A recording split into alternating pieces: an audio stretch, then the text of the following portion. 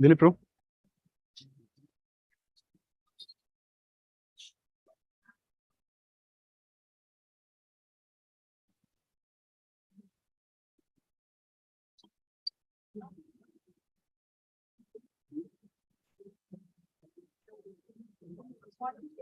Hare Krishna, Hare Krishna,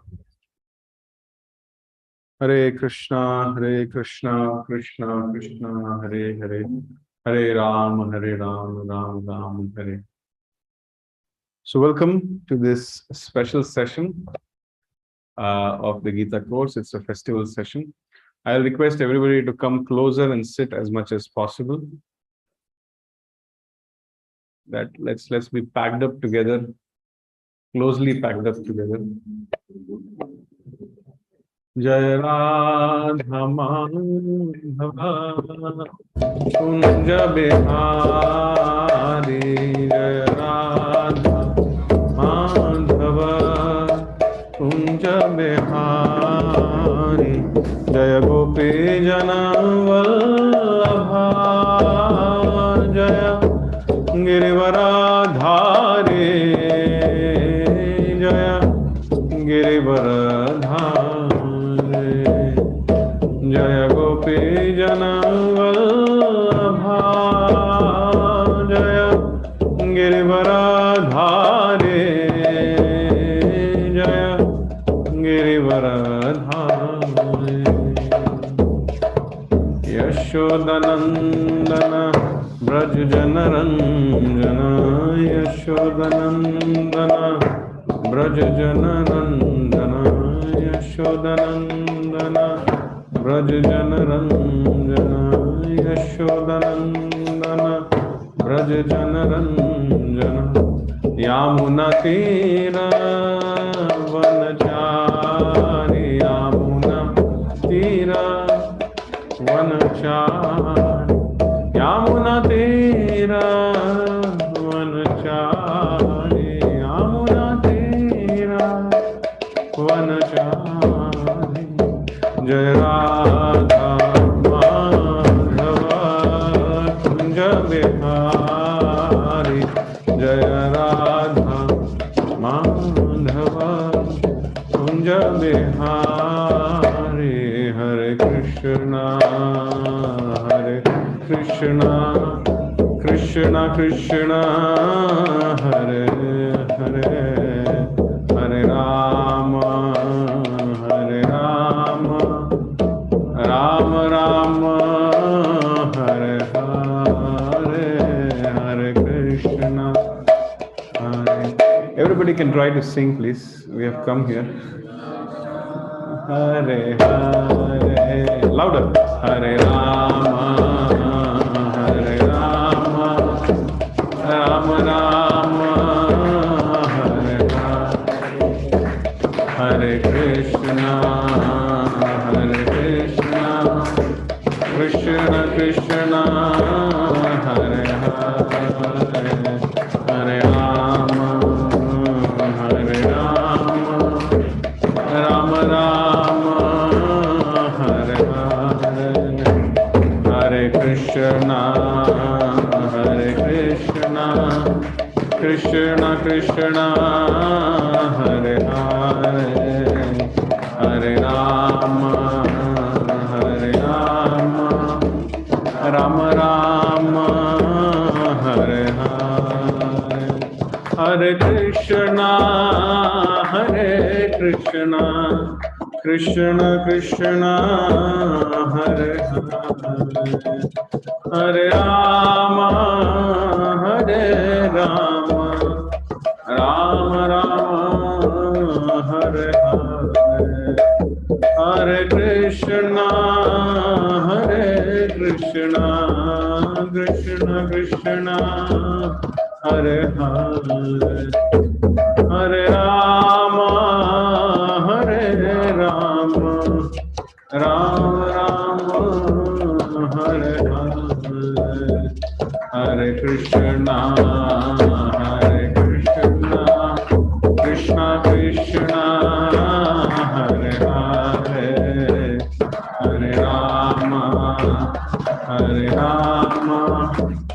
Ram Ram, Hare Hare, Hare Krishna, Krishna Krishna, Hare Hare, Hare Rama, Rama Rama, Hare Hare, Hare Krishna, Krishna Krishna, Hare Hare, Hare Rama, Rama Rama, Hare Hare, Hare Krishna, Krishna Krishna, Hare Hare, Hare Rama,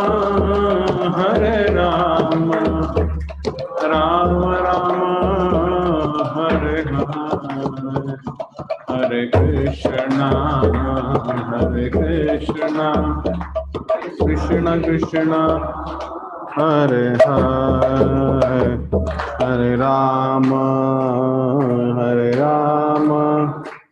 Rama Rama, Hare Hare, Hare Krishna, Krishna Krishna, Hare Hare, Hare Rama, Rama Rama, Hare Hare, Jaya Radha Madhava Kunja Bihari, Gopi Jana Vallabha Girivaradhari, Jaya Radha Madhava Kunja Bihari, Gopi Jana Vallabha Girivaradhari, Yashodanandana Braj Jana Ranjana, Yamuna Tiravanachari, Yashodanandana Braj Jana Ranjana, Yamuna Tiravanachari, Hare Krishna, Krishna Krishna, Hare Hare, Hare Ram, Ram Ram, Hare Hare, Hare Krishna, Krishna Krishna, Hare Hare, Hare Ram, Ram Ram, Hare Hare Krishna, Krishna Krishna, Hare Hare, Hare Ram, Ram Ram, Hare Krishna, Krishna Krishna, Hare Hare, Hare Ram, Ram Ram, Hare Krishna, Krishna Krishna, Hare Hare, Hare Rama, Ram Ram, Hare Hare, Hare Krishna, Krishna Krishna, Hare Hare, Hare Rama, Ram Ram, Hare Hare, Hare Krishna, Krishna Krishna, Hare Hare, Hare Rama, Ram Ram, Hare Hare, Hare Krishna,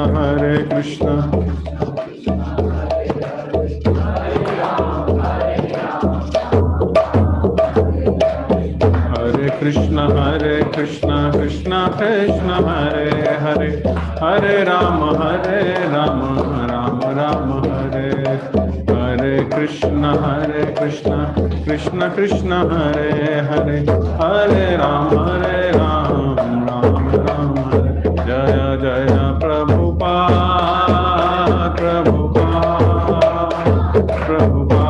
Jaya Srila Prabhupada, Jaya Prabhupada.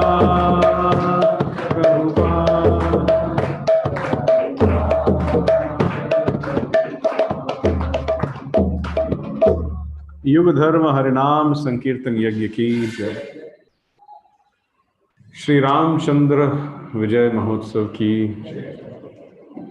Srila Prabhupada ki Jai. Hare Krishna.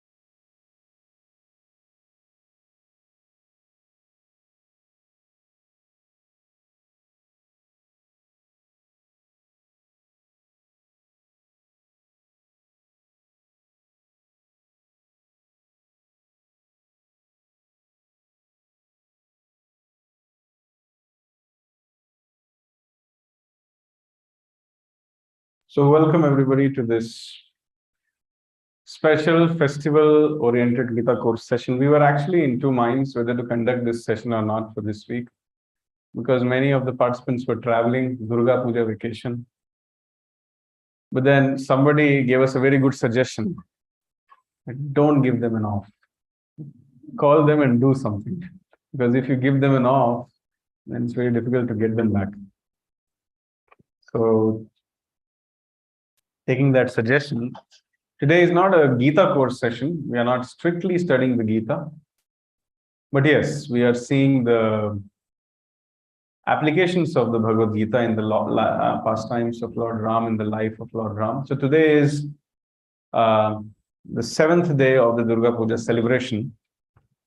There are some states in India where Durga Puja is celebrated very magnanimously, pompously. So today happens to be the seventh day, Saptami, celebrated for 9 days. And the 10th day, which is the Dasara, which is on Wednesday, 5th of October, is also known as Ram Chandra Vijayotsav. So everybody knows what happened on the Dasara, what Lord Ram did on the Dasara. So I thought, as the Dasara is coming, it's a Vijayotsava. So let's prepare our consciousness for the Dasara. I'm just doing some settings. Give me 1 minute.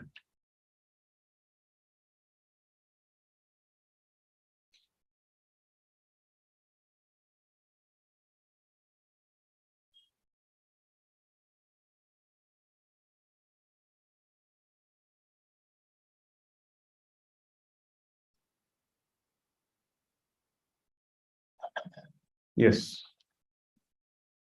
So this session is like for that purpose. We are just trying to prepare our consciousness for the Dasara, which is upcoming. And we hope that next week, again Sunday, we can be able to resume the Gita course session. So that we are hoping, looks like we are hoping against hope that people will come back from vacation so soon. But still, next week we plan to resume. Any of you joining for the first time today? First time? Anybody else coming for the first time? आप पहली बार आ रही हैं? Very good. Thank you. Welcome. How did you get to know about these sessions? In a WhatsApp group. Or you are already there in the WhatsApp group? Society's WhatsApp group. Very good. So today, we are going to discuss about Lord Ram. So Lord Ram is one of the most famous, most loved, and also one of the most misunderstood personalities. I like to speak in defense of Lord Ram. Very recently, some people were found, I mean, it's not that very recently, it's since a long time, people sometimes, they do not like Lord Ram because of various reasons. They say that he put Mother Sita away just to satisfy the public. But that was not the case. For those who have read the Valmiki Ramayana, they will understand and they will know, they will agree that why such incidents had happened. Just to summarize that entire discussion in one line, I would ask you a question, and I hope to make you able to understand that why Lord Ram did what he did. Would you be rather ruled by a ruler or a king who would be ready to compromise or ignore the well-being of the general people in the name of protecting his family's emotional and social interest? Or would you rather like to be ruled by a ruler who's ready to sacrifice everything, even his personal well-being and family's well-being, just to take care of the citizens or the people of the country? Option A or option B? That is not wrong. End of discussion. He is such a nice king, such a nice ruler, such a nice incarnation of the Supreme Personality of Godhead that he is ready to give up everything for the well-being of others. And how ignorant and how mischievous and how sinful are those people who criticize such a person, Lord Ram. Just something for your data, Lord Ram appeared billions of years ago, actually. So there is this Divya Yuga cycle, Satyug, Treta, Dwapar, and Kali. So in presently, which yuga is going on? It's a very nice yuga. How many of you feel Kali Yuga is very nice? Please raise your hand. आपको लगता है बहुत अच्छा है. क्या कारण है? First your name and then the karan. Manish is the name.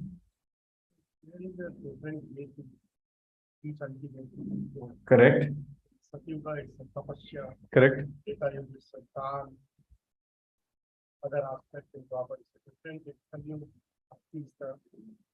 So for that purpose, Kali Yuga is very good. Much easier. That's what. Yes. So his point is correct. Kali Yuga is good because attaining the Supreme Personality of Godhead is very simple in Kali Yuga. God realization is quite simple in Kali Yuga.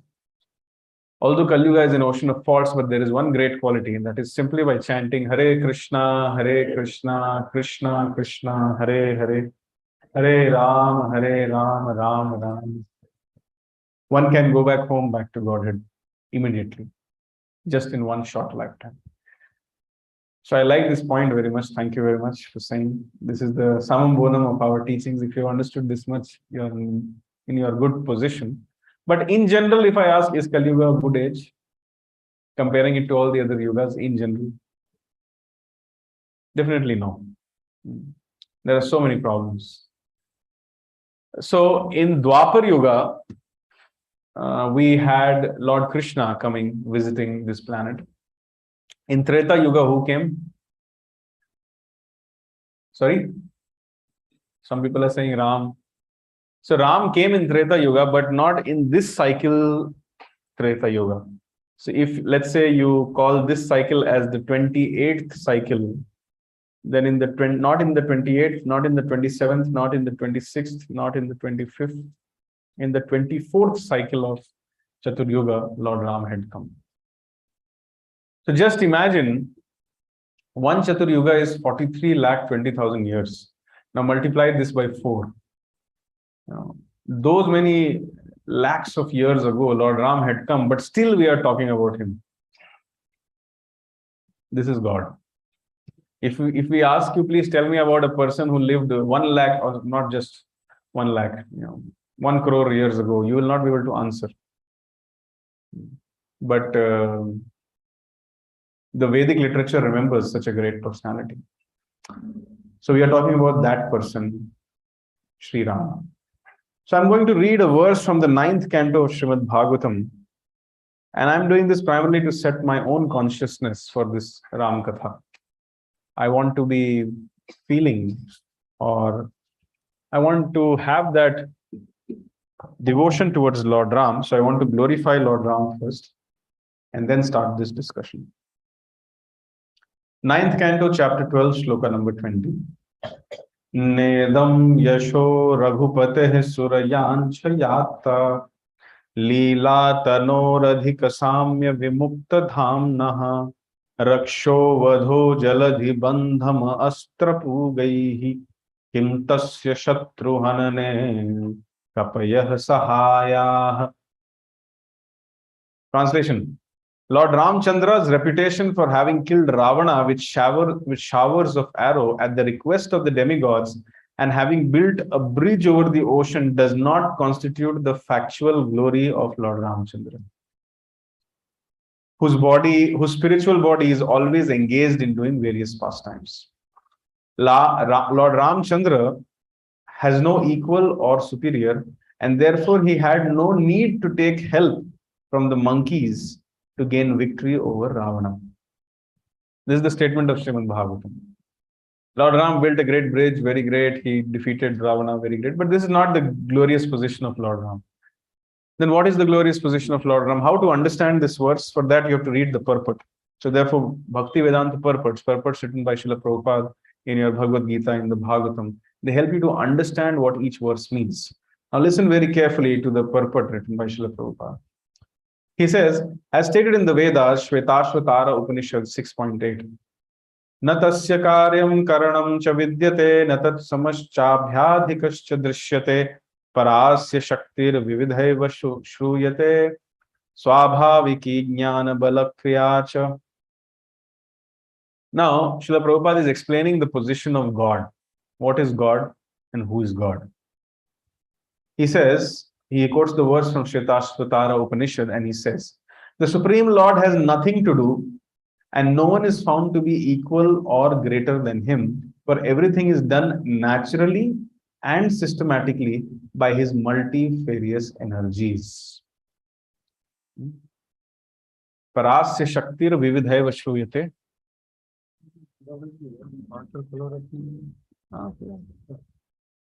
Swabhyaviki Jnana Bala Kriyachi.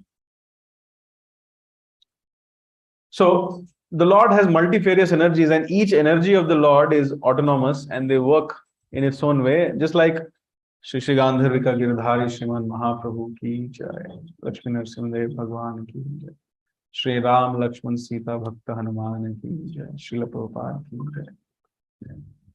So just like a leader of a company may have various autonomous departments, and all these departments, they work in their own way autonomously. They just need some directions somehow, because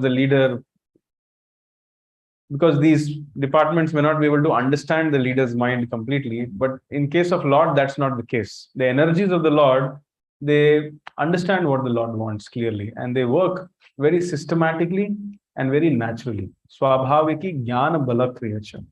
So the Lord has nothing to do. So therefore, whatever he does is his Leela or pastime.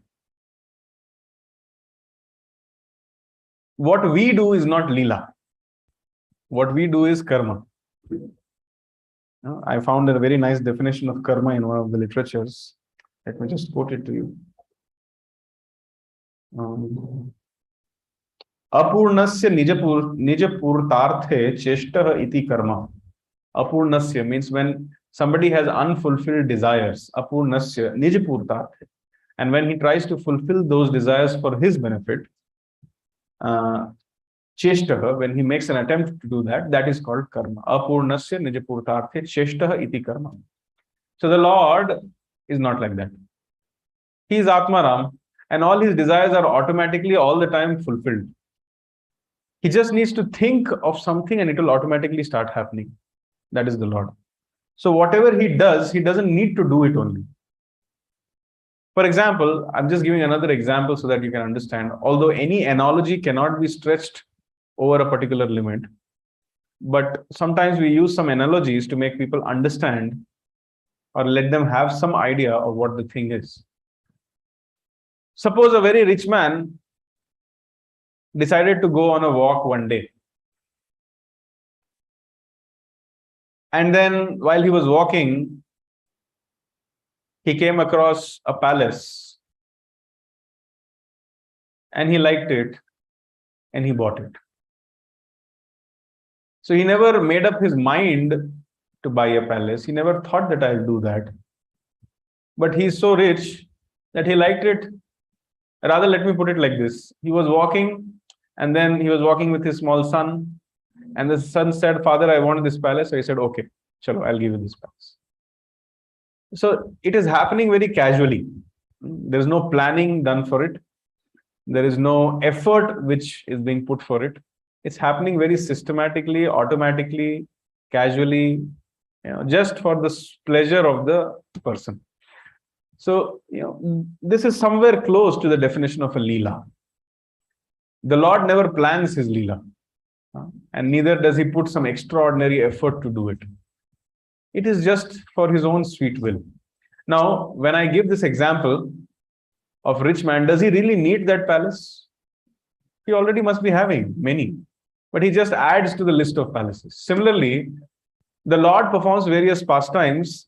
There are external reasons why the Lord does some pastimes and internal reasons why the Lord does some pastimes. So the external reason for every pastime is mentioned in the Bhagavad Gita. Paritranaya sadhunam vinashaya cha dushkritam dharma sansthapanadhaya sambhavami yuge. 3 reasons. What are they? Giving protection, not just protection, giving pleasure to his devotees. That is the first reason. Paritranaya sadhunam. And in the process of giving pleasure and satisfaction to the devotees, some demons get killed. Vinashaya cha dushkritam. That's secondary. And dharma sansthapanadhaya. And in the process of doing so, the dharma gets established. These are some of the external reasons for the appearance of the Lord.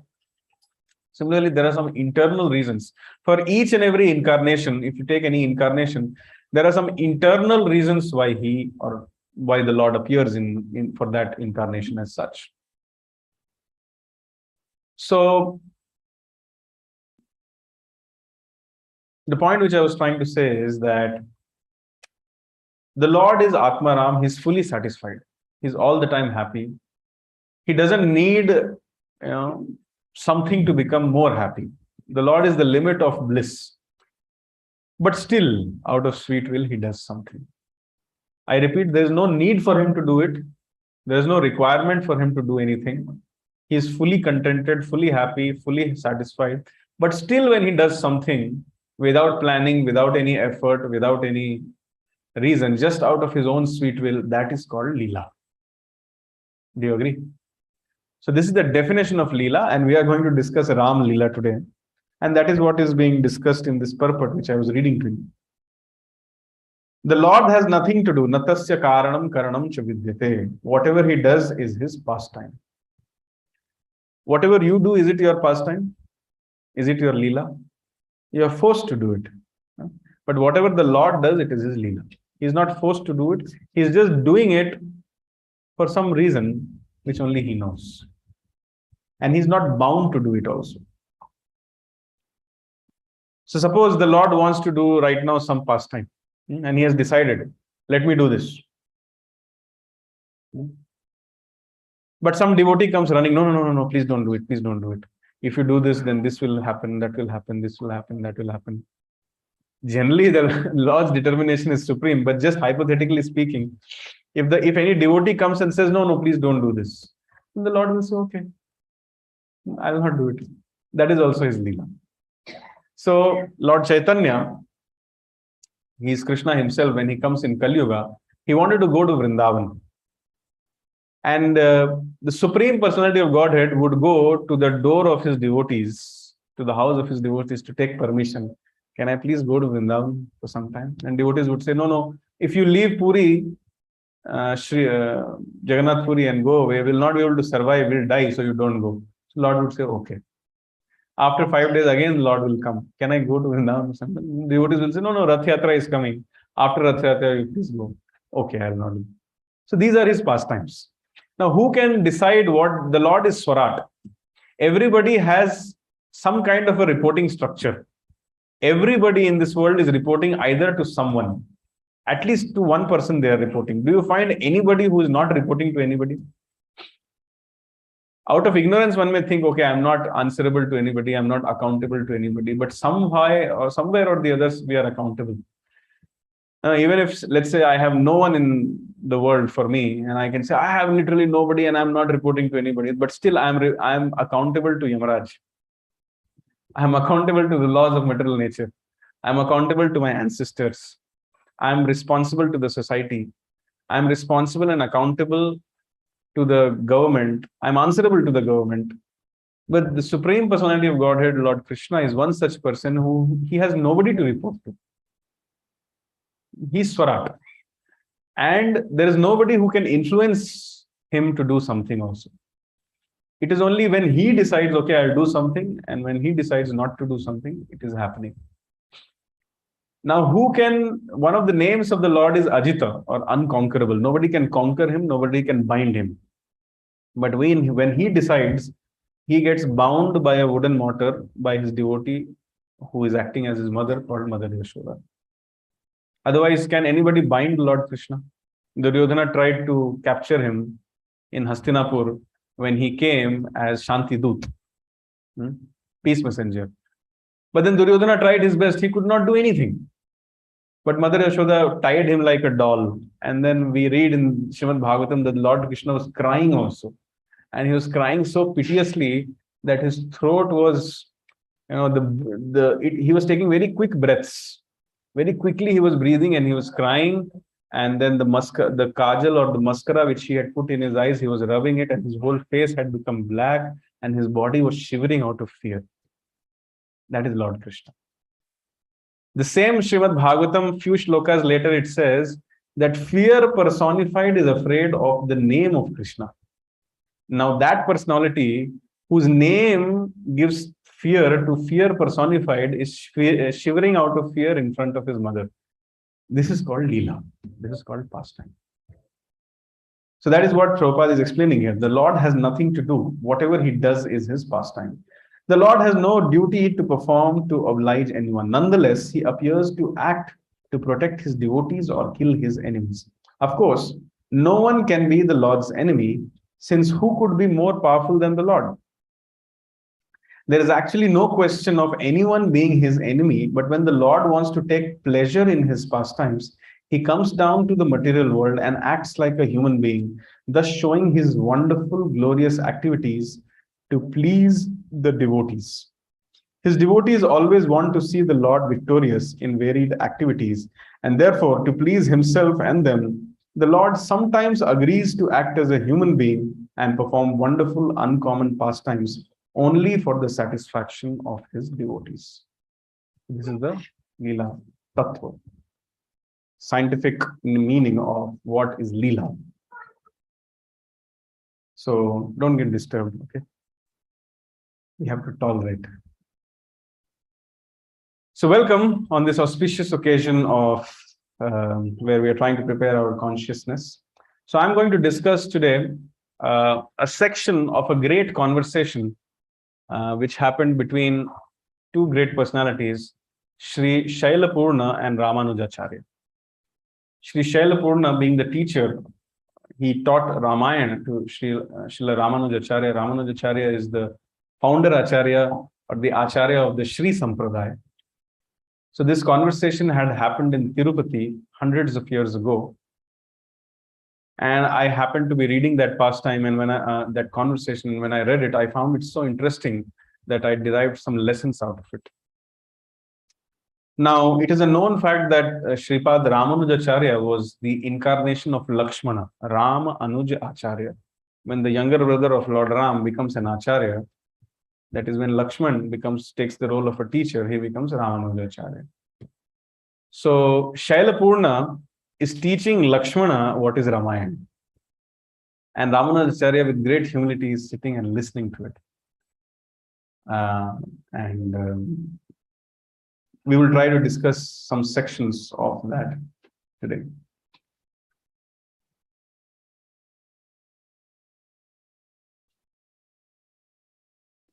This discussion, or any discussion rather, of the name, form, qualities, and pastimes of the Lord, it has a very deep effect on us. What is this Gita course? This Gita course is nothing but an excuse where we come together and we discuss the name, form, qualities, and pastimes of the Lord. The Srimad Bhagavatam says, what is the result of doing this Shravanam? Spiritual life begins with Shravanam. You have to start hearing. So what is the result of her hearing? Pravishtakarna randhena swanam bhav saroruham dhunoti shamalam Krishna salilasya yathasharat. So this is a sloka from Srimad Bhagavatam, second canto, chapter 8, sloka number 5.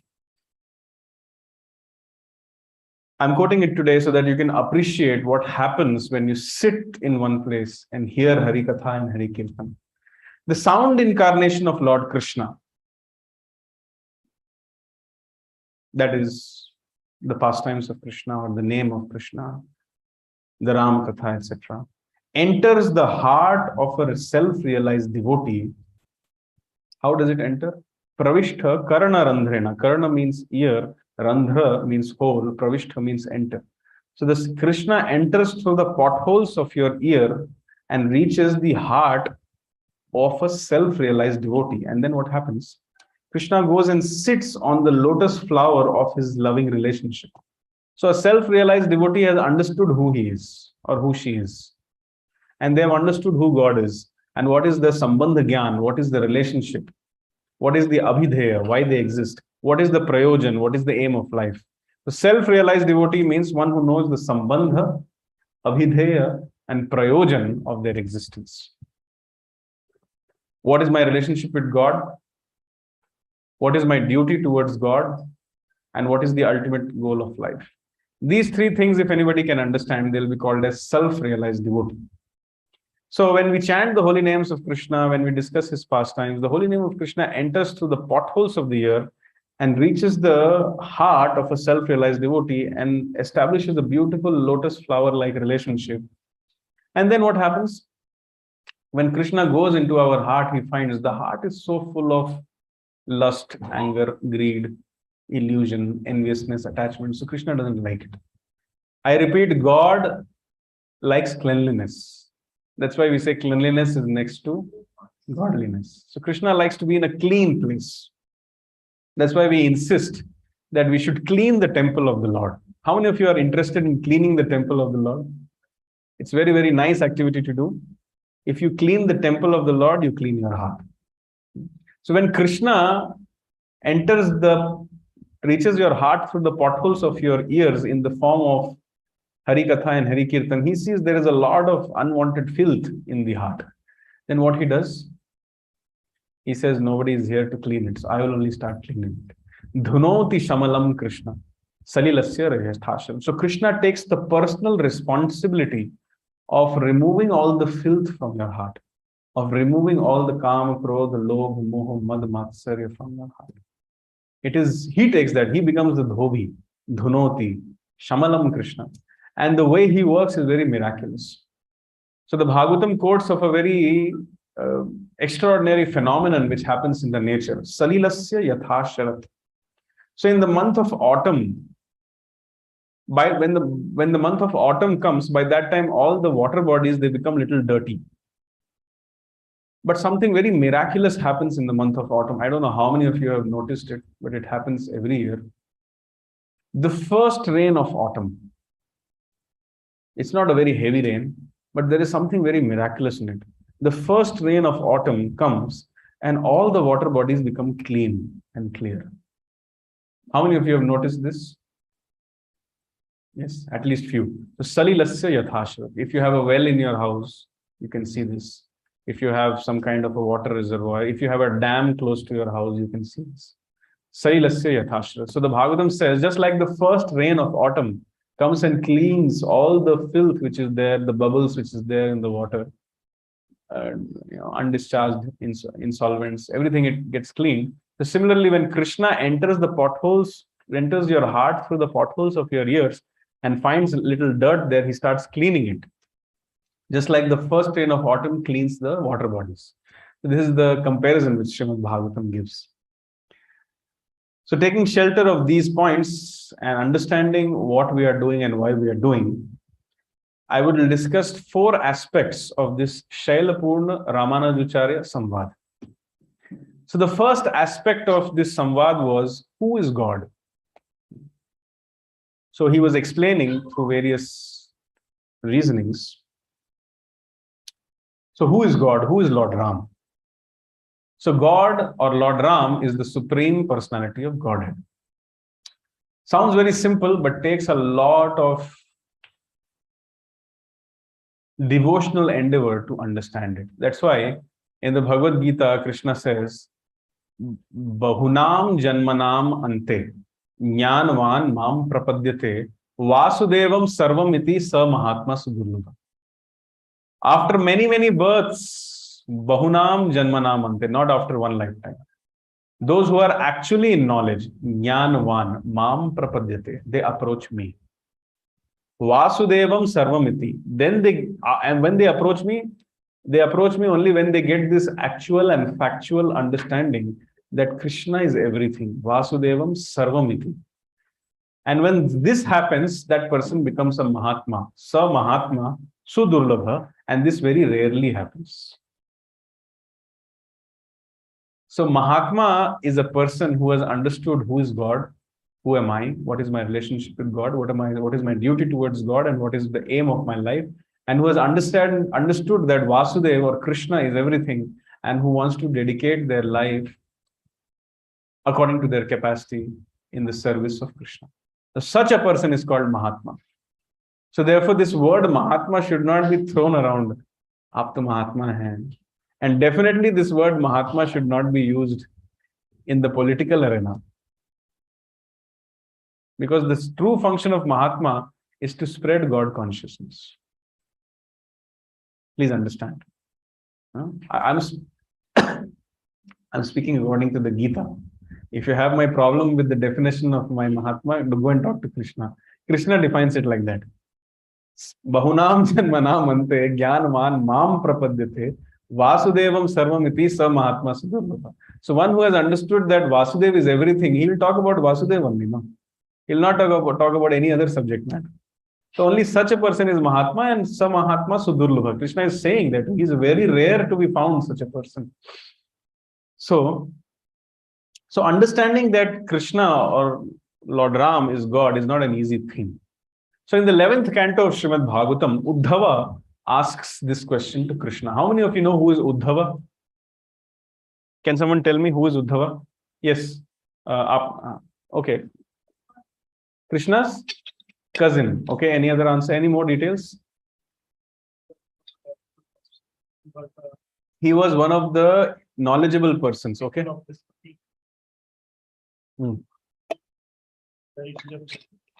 Yes. Can you tell me one pastime where Udhava was involved?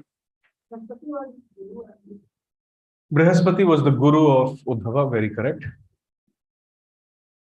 So Udhava was a soul surrendered to Krishna. It is said that you grow in the image of those whom you love.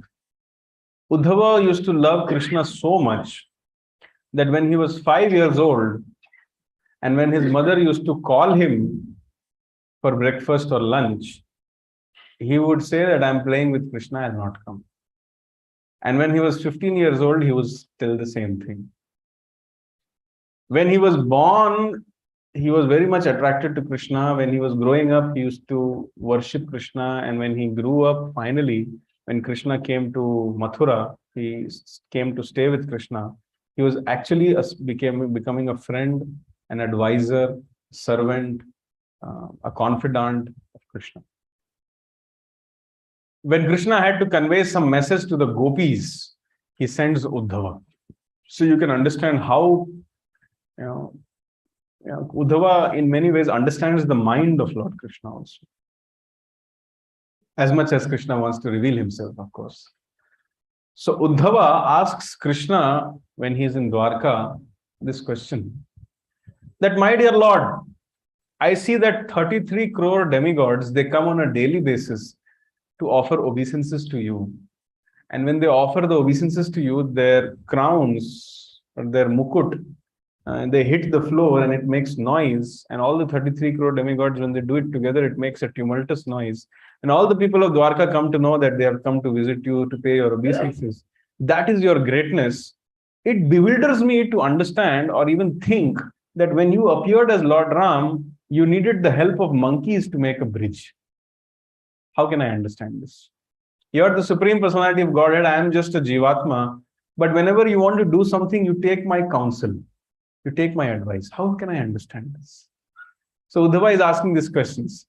And there are some more questions he asks, but I want to focus on that part of the question where he says that when you wanted to build a bridge, you took help from some monkeys. How can I understand this? Because that is specific to our discussion today.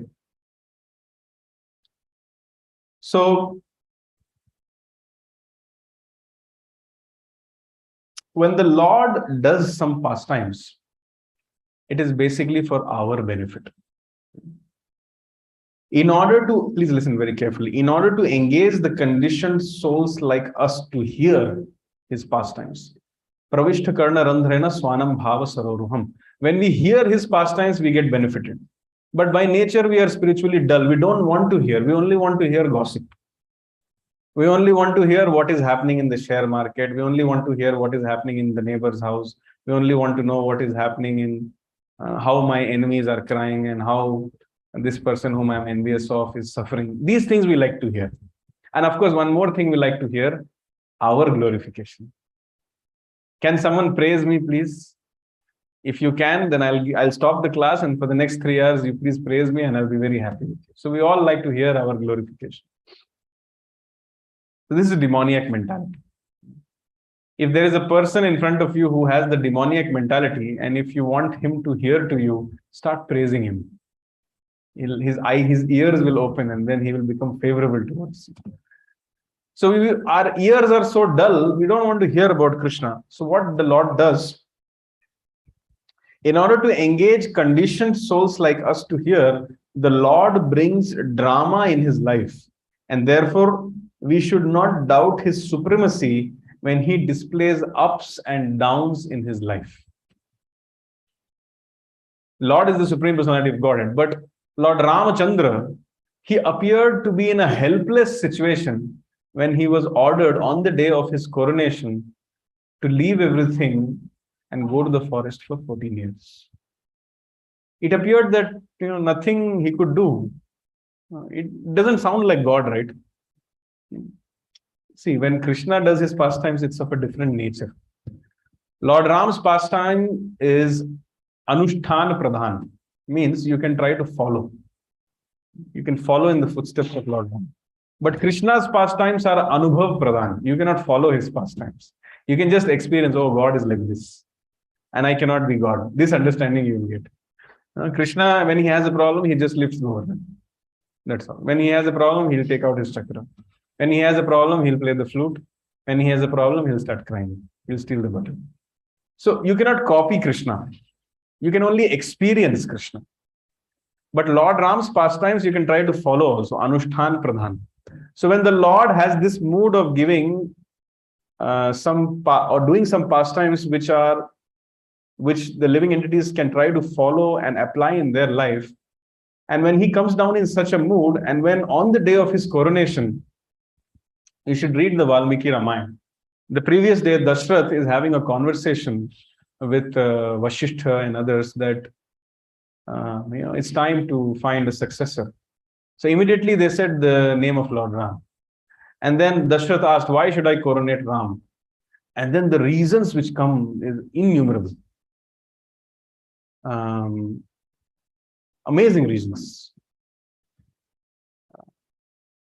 Not only the ministers used to like him, not only his superiors used to like him, not only his friends used to like him, not only his subordinates used to like him, everybody in Ayodhya was simply mesmerized with Lord Ram. And all of them came and gave 10,000 reasons why Lord Ram should be coronated. In fact, one of them came and told, if you do not coronate him, we will rebel against you, Dashrath, and we'll overthrow you from the proprietorship of this state. So Dashrath laughed about it. And then next day, he said, okay, we'll coronate Lord Ram. But the next day, we all know what happened. Kaikeyi came and she said, I want my boons. And how is all this happening? Is Lord Ram not knowing all this? And why is he not able to do anything about it? Why is he not able to protect? Bhagwan or the Lord is Antaryami, and he is meant to give happiness to his devotees. Why did he let everybody suffer for the next 14 years? These are some questions. So the answer to this is that in order to engage the conditioned souls like us to hear, the Lord brings drama in his pastimes, and therefore we should not doubt his supremacy when he displays ups and downs in his life by his own sweet will. So why Lord Ram went to the forest? This actually has a very deep reason. It turns out that the Lord has many commitments to many people.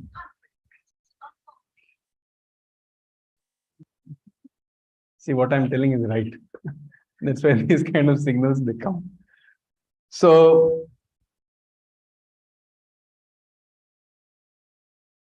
this is a pastime from the Vaikuntha region. Mother Lakshmi is massaging the lotus feet of Lord Vishnu. And she's telling that, my dear Lord, I want to spend some personal time with you. So Lord Vishnu, he just said, what do you mean? You are massaging my lotus feet. What more do you want? All the devotees are glorifying my lotus feet, and the aim of their life is to achieve my lotus feet. And you are the one who has maximum access to my lotus feet. What do you want more? She says, no, this is not enough. I want to spend some personal time with you. So Lord Vishnu says, again, what do you mean? We are together here, and then you can tell me whatever you want. She says, yeah, that's there. But you look above you, this Ananta Shesh which is there, which 1,000 hoods, and each hood having so many eyes, constantly he's looking at both of us. I don't feel privacy here. So Lord Vishnu said, in the present circumstances, more privacy I cannot arrange. So Mother Lakshmi became silent for some time. And then Lord Ram said, okay, in some time when I will descend as Lord Ram. He didn't say Lord Ram. He says, in some time when I will descend in the material world, then I will arrange 14 years of solitude, that too in forest. Will you be happy with that? Mother Lakshmi said, thank you very much. So, and then the Lord Ram descends to this universe, and then Mother Lakshmi also, her counterpart, comes. And then the Sita Swayamvar happens. That is also another different pastime. If I start describing that, one class will go in that only. But then Lord Ram and Sita, cutting it short, they get married, and 12 years of married life have passed. And the entire Ayodhya is in bliss. Nobody knows when the sun is rising and the sun is setting, because they are so busy seeing Lord Ram doing his pastimes in Ayodhya. Everybody is simply blissful to experience Lord Ram. And when he's moving around with Sita, that is like bliss personified. Nothing is higher than that.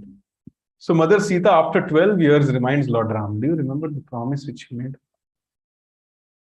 You told me you'll give me some private time. I'm your wife. You're always surrounded by so many devotees that even I don't get any personal time from you. So can you do something about it? Lord Ram said, yeah, I know, I remember. I'll do something. So by the inspiration of Lord Ram, the demigods, they created some agitation in the house of Dashrath through an agency called Manthara.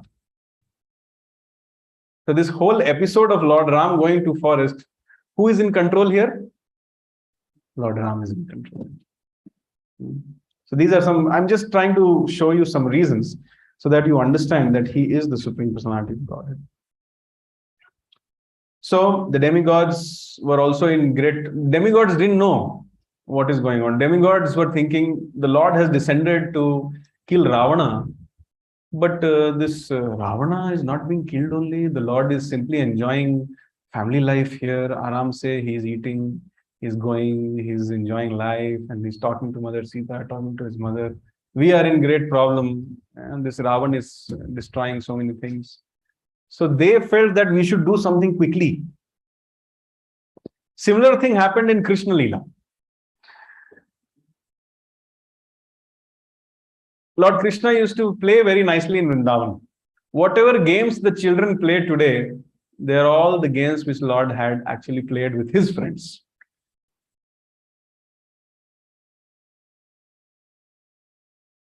Narad Muni was very anxious. What is going to happen to the world? So he came to Gokul Vrindavan and he met child Krishna and he told, my dear Lord, I have come to remind you, Paritranaya sadhunam vinashaya cha dushkritam dharma samsthapanadhaya. You have come here to kill Kamsa and deliver this planet from the burden of demoniac living entities. I've just come to remind you that. It seems that you have forgotten. You are only playing day in and day out. And then you have various pastimes in the daytime with your boyfriends and in the night time with your girlfriends and in the afternoon with the cows and so many of you, full day you're busy. Few days ago, you lifted Govardhan and you kept lifting it for 7 days, 7 nights. Now the world is going to dogs and what you're doing here, like that. Narad Muni was out of anxiety. Demigods were pushing Narad Muni. Then you go and tell the Lord. So Lord Krishna heard it and he said, yes, time has come to do something. And then very mercifully, he was looking at Narad and he was deciding, okay, time has come. But immediately Subal from behind calls, Krishna, if you don't come back in 2 minutes, we are putting you out of this game and then we'll not let you play with us. And then he told Narad Muni, see you later. And then he went running. And then for the next 1 year, he kept playing only. So this proves that you cannot make the Lord do whatever you want. He will do it whenever the right time comes. So similarly, the demigods were in great anxiety. What will happen to us? Let us do something. So they, created some chemical imbalance in the mind and the heart of Manthara. They thought they have done, but they didn't know that actually Lord Ram inspired the demigods to do this. And then there was a turmoil in Ayodhya. The cause of disturbance in our life is lack of satisfaction. What is it? Lack of satisfaction. So this Manthara came and she tried to create dissatisfaction in the heart of Kaikeyi. She said that, okay, Ram is going to become the king. Bharat is not going to be the king. So Kaikeyi said, that's good. Very nice. Lord Ram has more divine qualities than Bharat and he's the elder brother. He should become king. Manthara was thinking, okay, it's not possible to corrupt her. Then she said, you know what, if Lord Ram becomes the king, then later on his sons only will become the king, not Bharata's sons. So Kaikeyi said, that was also okay, no problem. Then Manthara fired the Brahmastra. She said that if Ram becomes the king, then Kaushalya will become Patrani or the queen of the state, the head queen of the state, and you will have to serve Kaushalya. Now this created dissatisfaction in the heart of Kaikeyi. The distress which a pure devotee faces is, I'm not being able to spread this message of Krishna consciousness, because of which people are suffering so much. Sometimes the devotee out of humility feels that I'm not qualified to do this service. These are the sentiments of a pure devotee. The sentiments of a practicing devotee is that I have so much lust, anger, greed, illusion, enviousness, attachments in my heart. I'm not able to do it. I have so much ignorance because of which I'm always morose. I have so much asakti or attachments because of that I'm having so much dissatisfaction in my heart. And I have so much ahankar or false ego, which leads to resentment, loss of enthusiasm, envy, etc., etc. So how to get rid of this agyana, asakti and ahankar? Only in the association of devotees can one become a pure devotee. Rather, let me say, only in the association of devotees can a practicing devotee become a pure devotee. The agyana, asakti and ahankar can be lost only in the association of devotees. So there is another nice verse in Srimad Bhagavatam. Shushrusho shraddha dhanasya Vasudeva Katharuchi Syan Mahat Sevaya Viprah Punya Tirtha Nishevanat. This is from 1st Canto, Chapter 2, Sloka number 16. It says, O twice born sages, by serving those devotees who are completely freed from all vice, great service is done. By such service, one gains affinity for hearing the messages of Vasudeva. So the greatest achievement in life is to get Vasudeva Katharuchi. If someone gets attraction to hear the name, form, qualities, and pastimes of the Lord, they have made it. They have achieved the goal of life. And how does that come? Shushusho Shraddha Dhanasya Vasudeva Katharuchi Syan Mahat Sevaya. You have to find some purified devotees of Krishna and serve them. And when they become pleased with you, you get Vasudeva Katharuchi. This was something missing in the life of Kaikeyi. She was serving the Lord, certainly, but she was not serving the devotees of the Lord. That is why, by the supreme will of the Lord, she had that dissatisfaction when she came to know that if Lord Ram becomes the king, then I will have to serve Kaushalya. So, when we come in the association of devotees, that is called satsang. And presently, when somebody is not in satsang, they are like in a daldal or a quicksand of sense gratification. You know what is quicksand? The more you try to move your hands and legs, the more entangled you get and the more you get pulled in. That's called quicksand. So presently we are in a quicksand of sense gratification. Sense gratification or indriya tripti is the goal of our life. I want to eat nicely, I want to sleep nicely, I want to mate nicely, I want to defend nicely, and this is the purpose of my life. If I can do these four things nicely, I am greater than the greatest. This is the present understanding. So, only satsang can pull a person out of the quicksand of sense gratification. And this is only possible when they hold the rope of Shraddha. Satsang throws towards you a rope, which is called Shraddha. It generates faith in you. So when you sit in the association of devotees and when you chant Hare Krishna, Krishna Krishna, Hare Hare, Hare Rama, Rama Rama, Hare Hare, then you get faith. But there is one knife which cuts this faith. That is Ninda, or blasphemy of devotees, criticism of devotees. So satsang is the only hope to pull us out of the quicksand of sense gratification, holding on to the rope of Shraddha. But blasphemy of devotees is that knife which cuts that rope of Shraddha. And blasphemy of Mother Kaushalya cut the rope of Shraddha from the heart of Kaikeyi. So therefore she got detached from the satsang of Kaushalya and she got drenched into the quicksand of personal desires, personal motivation. And when she started doing that, she forgot the interest of Lord Ram.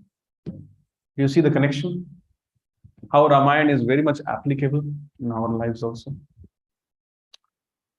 So I just explained to you the first aspect of this conversation, and I explained some other things also. That is, who is Lord Ram?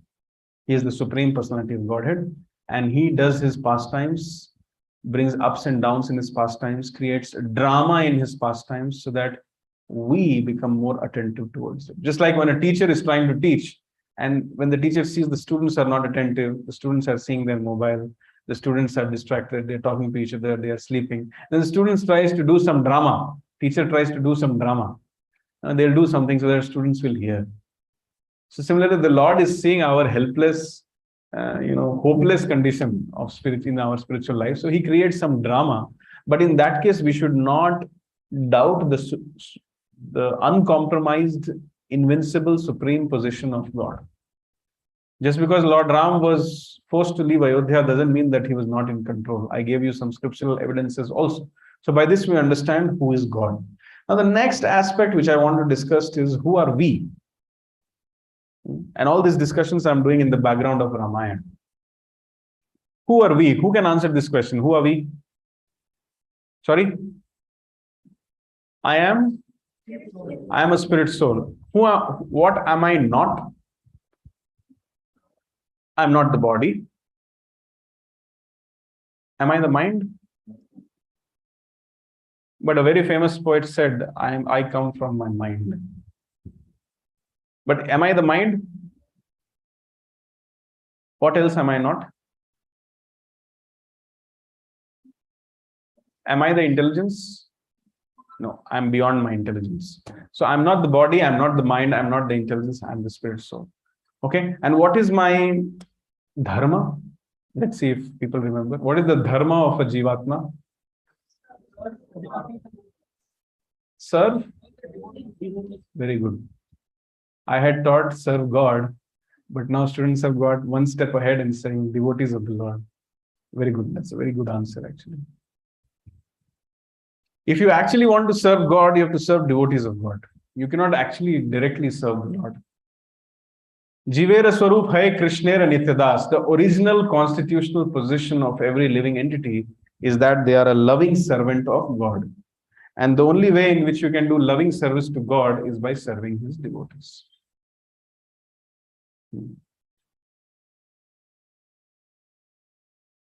Yes.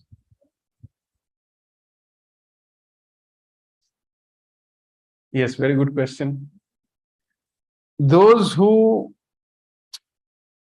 Krishna says this to Arjuna in Padma Puran, that my dear Arjuna, those who are my devotees, they are not my devotees.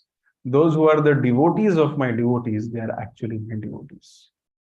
This is the answer which Krishna gives. So my teachers, they have explained it to me like this. They gave a material analogy to explain this concept. That God is beyond my reach and beyond my vision. He's very, very far. I can't see him. So when I take the telescope of Shastra, you cannot see God with your biological eyes. You can see God through the eyes of Guru, Sadhu, and Shastra. So when you take the telescope of Guru, Sadhu, and Shastra, you can see God. But in order to get more clarity, you have to put more number of lenses. And these lenses, they represent devotees. So my teacher, my counselor, he explained it to me. The more the number of devotees between you and God, the closer you are to God. Did you understand? Don't try to become a direct servant of God. Try to become a servant of the servant of the servant of the servant of the servant of the servant, 100 times servant of God. That much closer you are to God. Do you follow? This is called Krishna consciousness. Gopi bharatuhu padakamalayora dasa dasanudas. The aim of life is to become a servant of the servant of the servant of the. But in material world, I want to become the boss of the boss of the boss of the boss of the boss. That is why material world is a perverted reflection of the spiritual world. In material world, everybody wants to exploit you, extract from you. But in the spiritual world, everybody wants to serve you, please you. So that is spiritual world. The highest thing in the material world is the most abominable thing in the spiritual world. And the highest thing in the spiritual world is the most abominable thing in the material world. Bhagavad Gita chapter 15, Sloka number 1. Krishna compares this world to be a reflection of a banyan tree. You can read it. Take it as a homework. Chapter 15, Sloka number 1. Urdhva moolah adha shakham ashwatham prahuravyayam. Actually, it's a happy sloka. We should recite it happily. Urdhva moolah adha shakham ashwatham prahuravyayam chandamsi yasya paranani astam veda saveda ved. When you read this translation, you'll understand that spiritual world is completely opposite of the material world. So in material world, there is a competition to become the boss of the boss of the boss. But in spiritual world, there is competition to become servant of the servant of the servant of the servant. This is actually a very deep question which you have asked. This tattva or this concept, many people don't understand. So once there was a drama which was happening in front of Srila Prabhupada. The disciples were enacting a drama where Radha Krishna was sitting and some devotees had become Radha and Krishna, some devotees had become gopis, and they were doing some pastime. And then Srimati Radharani becomes very pleased with the gopis, and she says, please ask for a benediction. and these gopis say, give me Krishna. Immediately Srila Prabhupada intervened and he said, this is not Krishna consciousness. The gopis in the spiritual world, they are not desiring to spend time with Krishna. They are only desiring to assist Srimati Radharani, that's all. So the idea, Radhe Radhe Shyam Dilade, is a wrong idea. It's not a spiritual thing. Spiritual thing is that I want to be a servant of the servant of the servant of the servant of the servant. That's all. If Srimati Radharani is pleased, that means I am pleased. Or if Lord Krishna is pleased, that means I am pleased. Similarly, if you translate it in practical terms, if my guru is pleased, that means I am pleased. Yasya prasadat bhagavad prasado yasya prasadan nagati kutopi. If my spiritual master is pleased with me, that means Radha and Krishna are pleased with me. But if my spiritual master is not pleased with me, that means Radha and Krishna are not pleased with me. So I should not try to become a direct servant of God. When I will talk about the Chaitanya Leela, maybe in the month of December, when I will talk to you about the Chaitanya Leela, I will tell you, if you can remind me, how there was a direct servant of Lord Chaitanya who made a very small, subtle mistake. And Lord Chaitanya was so strict that he removed him from his association. But then there was a servant of Lord Chaitanya who did a very big, gross mistake. But Lord Chaitanya kept him with him, thinking that he is the servant of the servant of the servant of my servant. If I do something to him, then they will feel bad. So a direct servant of the Lord has more risk in spiritual life. But a servant of the servant of the servant of the servant gets more mercy of the Lord. Did this answer your question? Yes or no?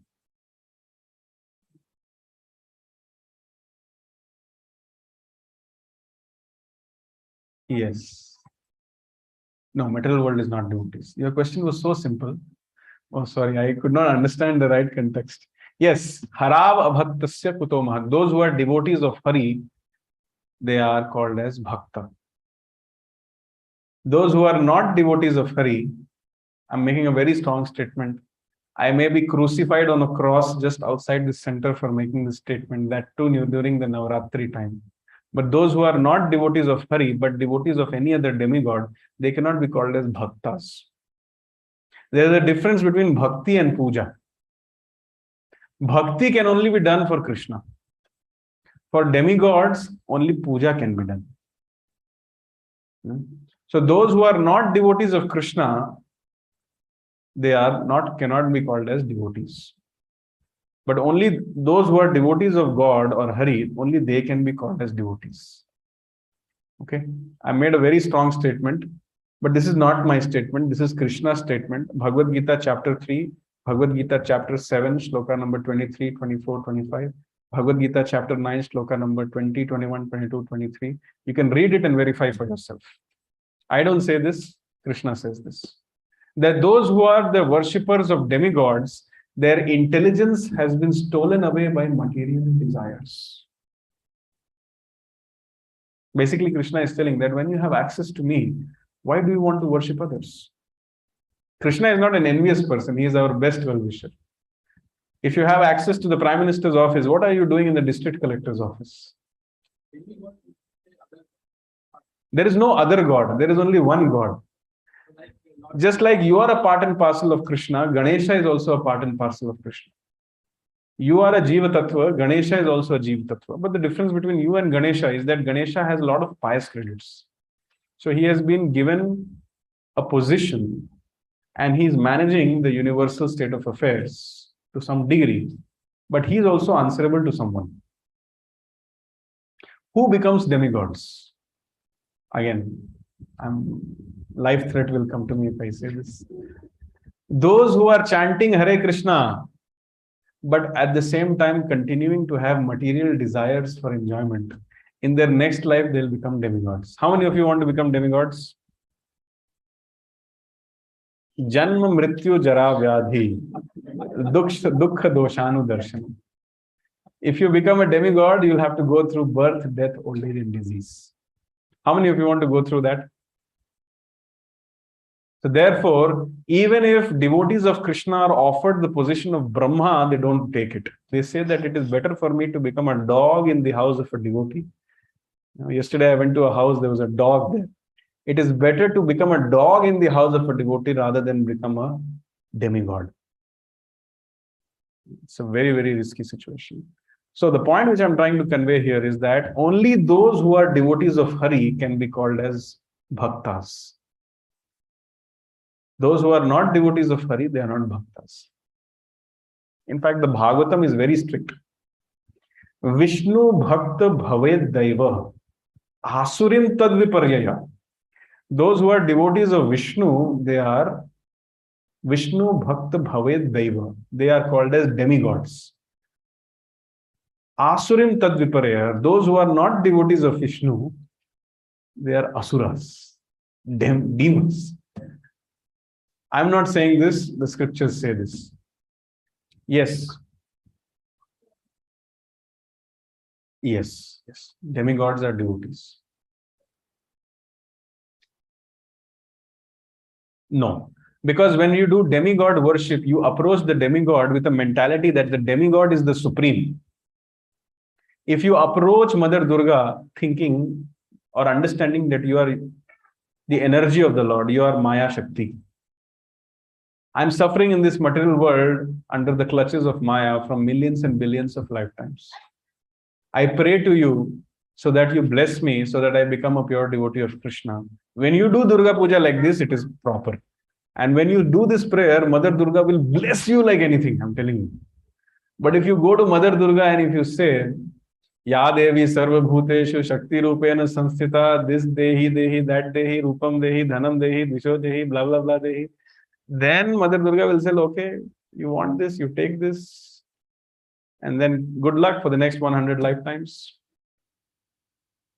The main problem is that when somebody starts worshipping a demigod, they do not understand that this demigod is not the supreme. They approach the demigod thinking that the demigod is the supreme, and that is the problem. That is why Bhagavad Gita discourages demigod worship.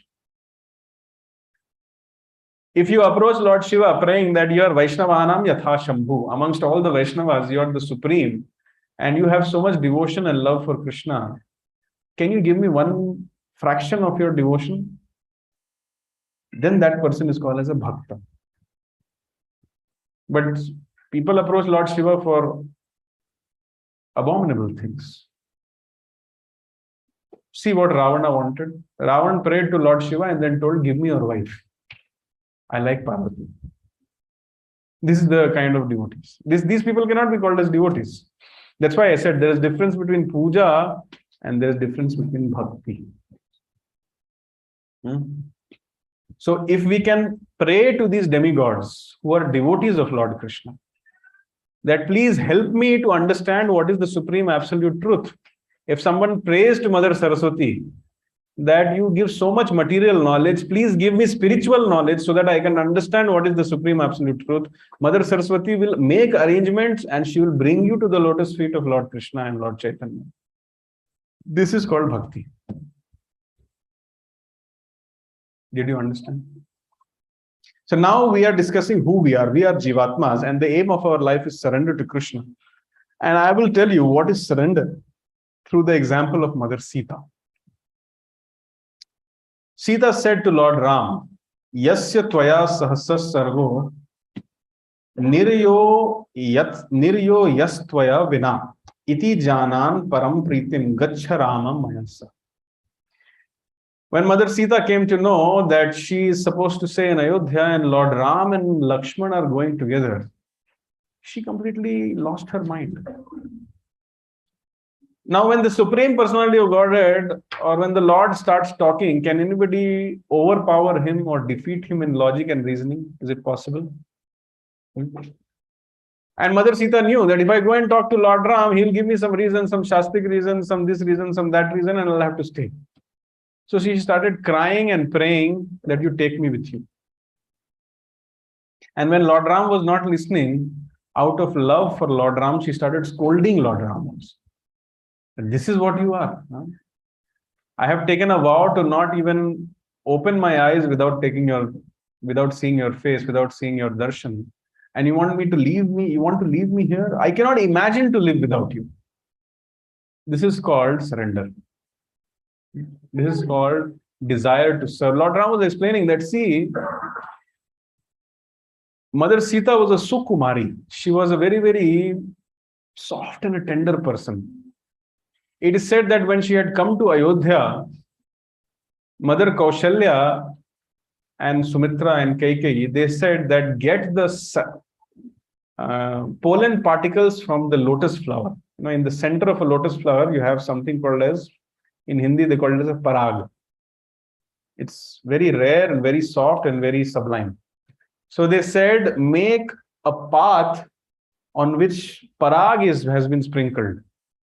So you cannot even imagine, it is 50,000 times softer than velvet also.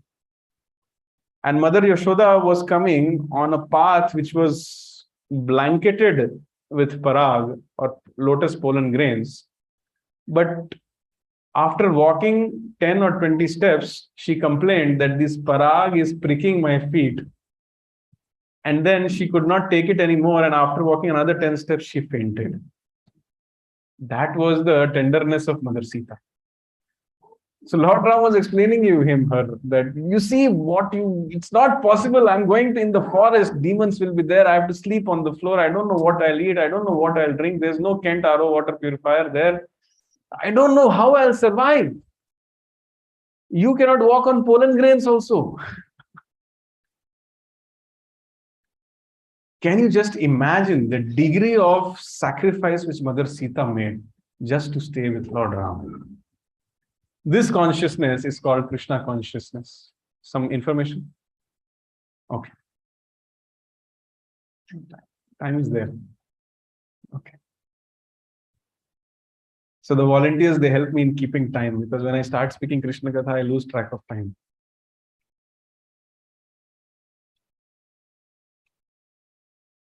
This reminds me of another Sloka of Srimad Bhagavatam. It is said that those who are not immersed in hearing and speaking Krishna Katha, with the rising and the setting of the sun, the time factor is simply killing them, moment after moment. But those who are spending time in Hari Katha and Hari Kirtan, time factor cannot influence them. Time will have no effect on you. Suppose if you just sit in this place for the next 20 years and do Hari Katha and Hari Kirtan, time will not affect you.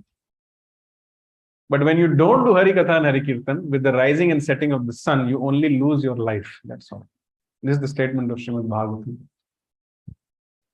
So Mother Sita is trying to convince Lord Ram that take me with you. And we have just understood the degree of sacrifice and change in the lifestyle she is ready to accept just to be with the Lord and serve him. She says, Yadi tvam prasthito durgam vanam adyaiva raghava agrataste gamishyami mridanti kushakantakam. She said that I will walk ahead of you. The personality who was so Sukumari that she could not walk on pollen grains of lotus, she's telling, I will walk ahead of you in the forest. Why? To make your path smooth. Why she was saying like this? Because she realized that her lotus feet are soft. But the lotus feet of Lord Ram are even softer than Mother Sita. When Mother Sita used to massage the lotus feet of the Lord, when she would touch the feet, the fingerprints used to remain for many, many days. So therefore, she was very afraid to touch the feet of Lord Ram. So she would take her hair and wrap the feet with her hair and then massage. And now the same Lord Ram is running around everywhere in Dandakaranya and killing demons and doing everything.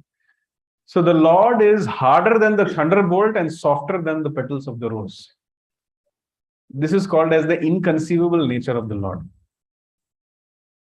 In the Narsimharti we sing, Tava kara kamala vare nakham adbhuta shringam dalita hiranya kashipu tanubhingam keshavadhrita narahari rupa jaya jagadish hare Jai Jagadish Hare. So the Lord is being told that Tava Kara Kamala Vare, your hands are softer than the lotus flower. Tava Kara means hand. Kamala Vare, it's like lotus. Tava Kara Kamala Vare Nakham Adabhuta Shringam Dalita Hiranya Kashipu Tanubhringam. So the Acharya is saying that your hands are as soft as lotus flower, but with those hands you're tearing apart the stone-like chest of Hiranyakashipu. This is God. Can you understand? That means it is God. So the God is beyond our understanding. I'm just looking for the right word. All contradictions, they synchronize in the personality of God. His hands, both statements are correct. His hands are softer than the lotus, but with the same hands, he tears apart the stone-like chest of Hiranyakashipu. That is God. So the Lord is walking on Pushakandakam. He's walking on thorns, stones. He's delivering Ahilya, and he's, running in the Dandakaranya. He's kicking the demons with his feet and killing them. But at the same time, his feet is softer than lotus also. So that is why the Lord is called inconceivable, achintya, beyond our understanding. But in Krishna Leela, the Acharyas reveal how this is possible. Actually, Lord Krishna's feet is softer than butter also. The gopis were very afraid to hold his feet also. Then how is he walking bare feet in the forests of Vrindavan? So the Acharyas reveal that wherever the Lord would place his feet, before him placing his feet, Mother Earth would make it softer than velvet. So therefore, he was able to. Even in Vaikuntha, the Lord wears a slipper, but in Vrindavan pastimes, he walks bare feet. So it's very inconceivable. Anybody who says, I have understood the pastimes of Lord Ram or I have understood the Govardhan Leela, they are in ignorance. Actually, let me not say like this. Anybody who says they have understood the Govardhan Leela or Ram Leela, my obeisances to them. But I can tell you, the most educated and the most cultured person of this universe, Lord Brahma, also cannot make this statement, who is the actual knower of the Vedas, that he understands the pastimes of the Lord. Nobody understands the pastimes of the Lord. Even the consorts of the Lord, like Mother Lakshmi and Sita, they don't also understand how the Lord functions and what he actually wants. Now, when Mother Sita says that I want to go ahead of you to make your path smooth, the Acharyas explain some other meaning also of this. They say that Mother Sita is telling, just like an ideal servant always goes before the master to take care of the venue. For example, if the chief minister is coming, then the servants of chief minister will come before and they'll set up everything. So Mother Sita knew that this one Gaman Leela or forest pastime is actually chiefly meant for killing Ravana. So she said that when the right time will come, I will go ahead of you and get kidnapped by Ravana and set the stage so that you can come and kill Ravana. That was the mood of Mother Sita. Now, these things are not shown in TV serials. These things will be understood only when you read the Shastra. The misfortune of the present day society is that they want to understand who is Lord Ram, Lord Krishna, or Lord Shiva just by watching some TV serials and by reading some blasphemous books. Sometimes my students tell me, Prabhu, you do more news commentary and less Krishna Katha, but it is my duty to speak like this. There are some authors who are writing books, calling it Ram trilogy, Shiva trilogy, this, that. These authors are demons. I just picked one of the books written by one of these authors. Lord Ram is walking with Bharat in Ayodhya, and Lord Ram seems to be telling Bharat, this author is writing, that Lord Ram is telling Bharat that since many days I have not eaten deer meat. Let's go to the forest on a hunting expedition and kill some deer and eat it. But Bharat replies, I'm very busy because I like that girl. I want to spend some time with her, so I cannot come with you on the hunting expedition. Where in Ramayana this is mentioned or written, I don't know. It is no, I have read the Ramayana nowhere, but this author writes that, and the youth of this country is reading that, and they are thinking Ram and Bharat were like that. This is the sad state of our situation. They are reading such books and they are thinking that is the reality. And when they are reading these things, they are feeling disgusted. Oh, my ancestors have been worshipping Lord Ram from last 7 generations. This is how Lord Ram is. This is how Bharat is. Let me worship this movie star, Amitabh Bachchan. That is, he seems to be better than Lord Ram. This is going on. There are 5, 6 authors right now who are writing blasphemous literature in the name of Ram trilogy, Shiva trilogy, this trilogy, that trilogy. And the youngsters of this country are reading it. They are getting spoiled. And the future of this country is very bad. Very recently, a very big and influential person told on record that I don't want a husband like Lord Ram. She told that I don't want a husband like Lord Ram. I want a brother like Ravan. Just see. She's making, and her post on Twitter is getting so many likes, and she has become the leader now, a feminist leader. I don't want a husband like Lord Ram, but I want a brother like Ravan.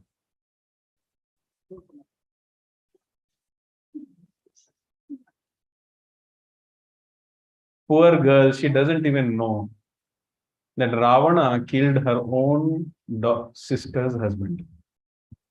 Ravana raped his own daughter-in-law.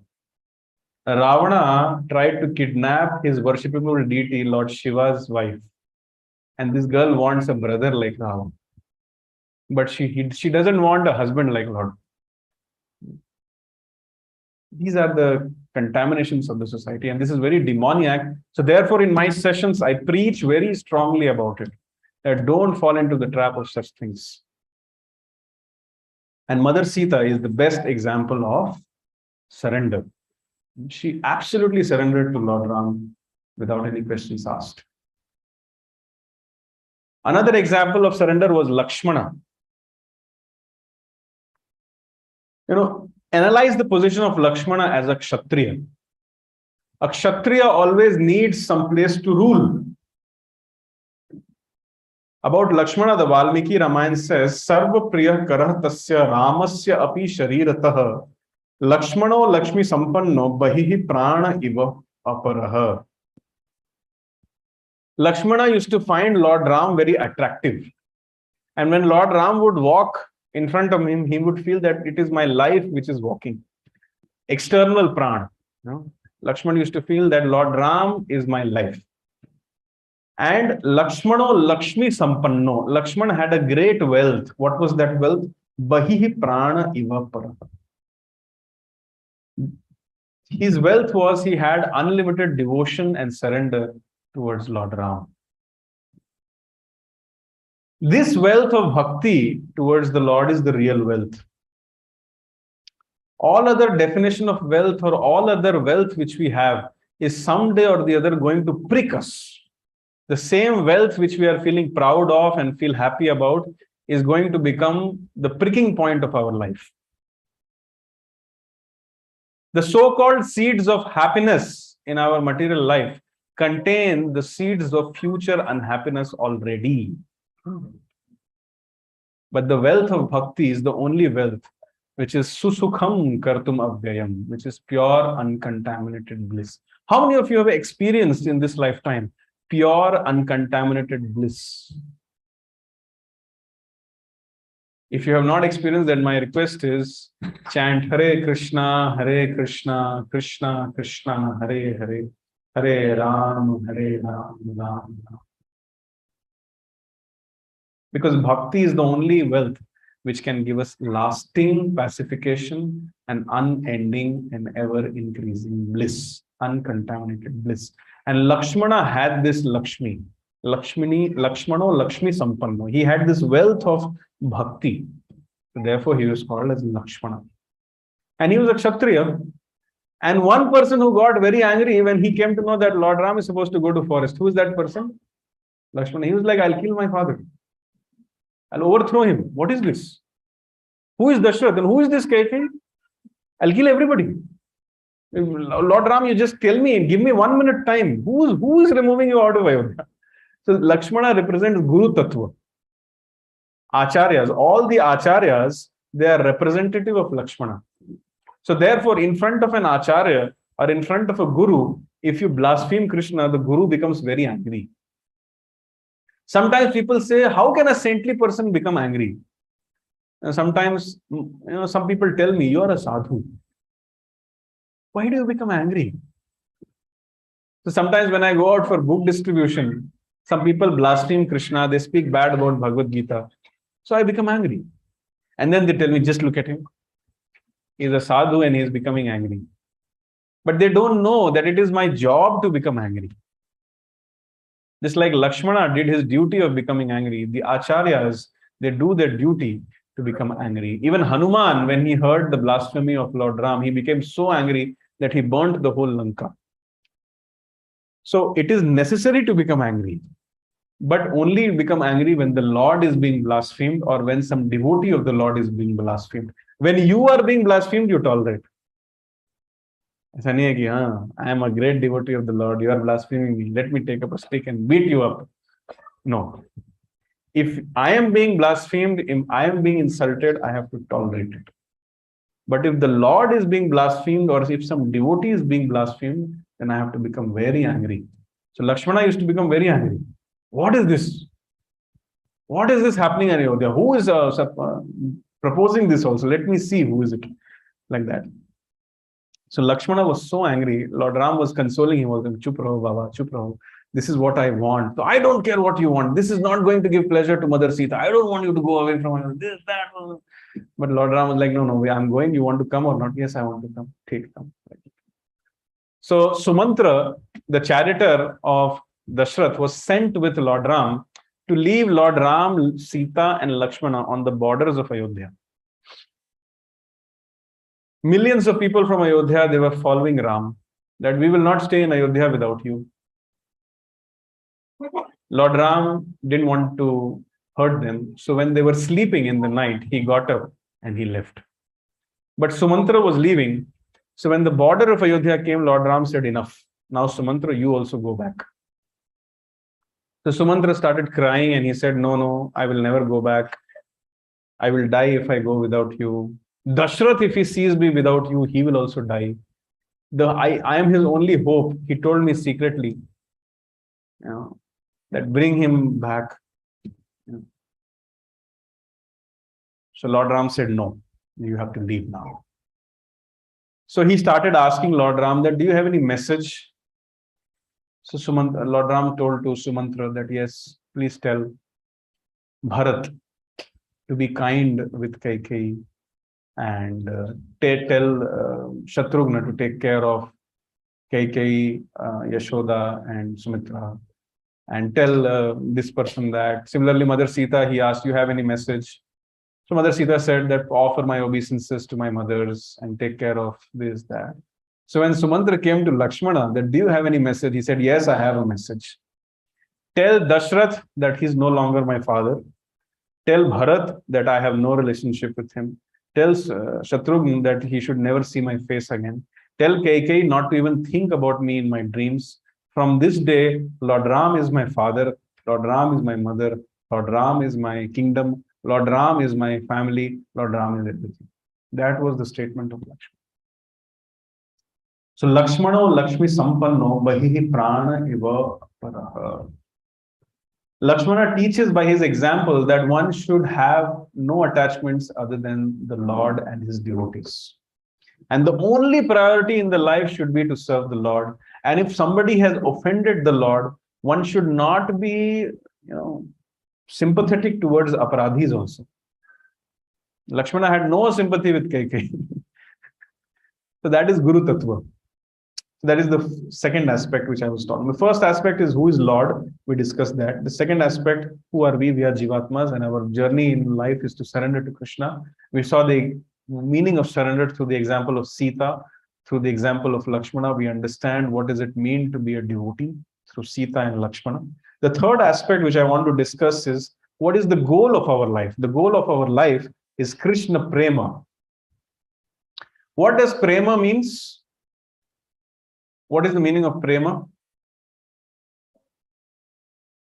Prema means service.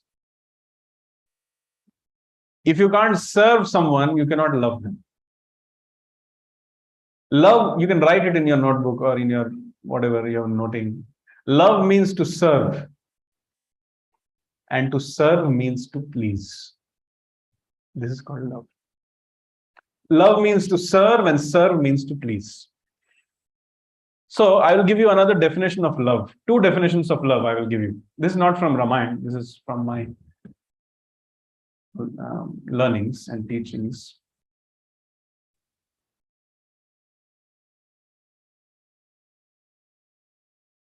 Atmendriya Priti Iksha Tari Bale Kam Krishnendriya Priti Iksha Dhare Premanam. This is from Chaitanya Charitamrita. When I'm trying to satisfy my desires or my senses, that is called lust. But when I'm trying to satisfy the desires of Krishna, the transcendental senses of Krishna, that is called love. Another definition of love, I'm just trying to recollect.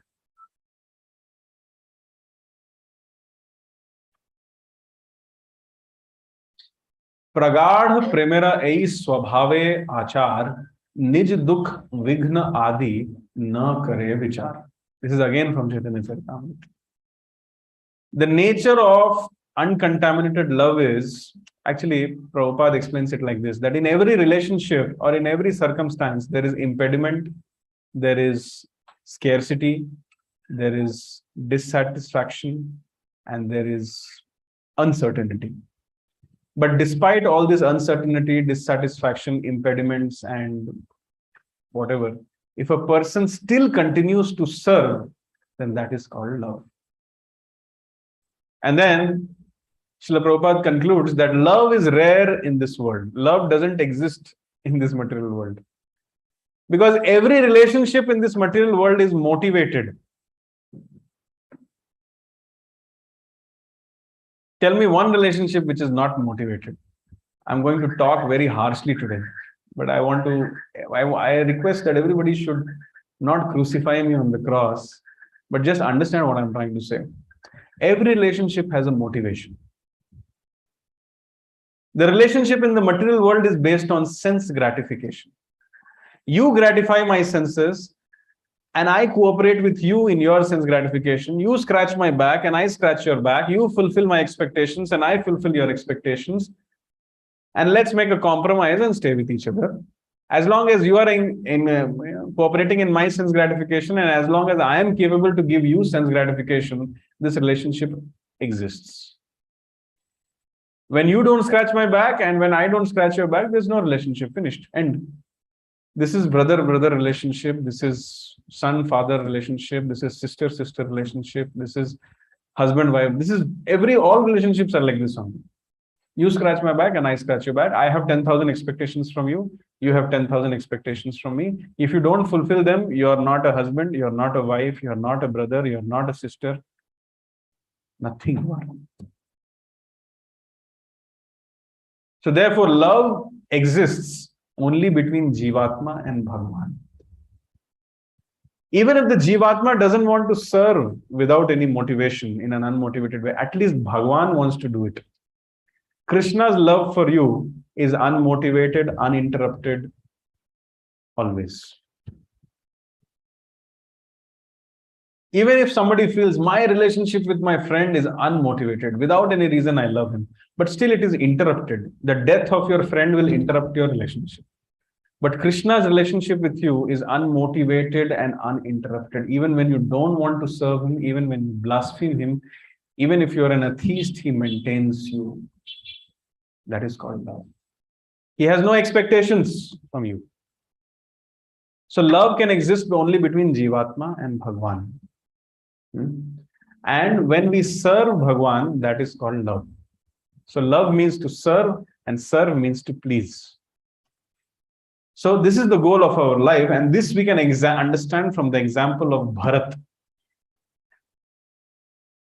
Please understand the character of Bharat. I'm just trying to derive some lessons from the lives of the characters of Ramayana. This is a very unconventional Ram Katha. And I get the timer. Mataji, I need 10 more minutes.